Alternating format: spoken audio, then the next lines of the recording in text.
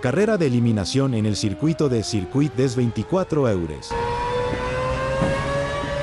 Probando el hermoso Mazda 787B que suena bestial.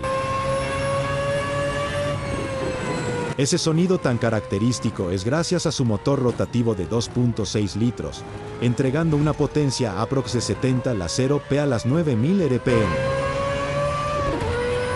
Como dato, este fue el primer y único motor rotativo que ha ganado Le Mans.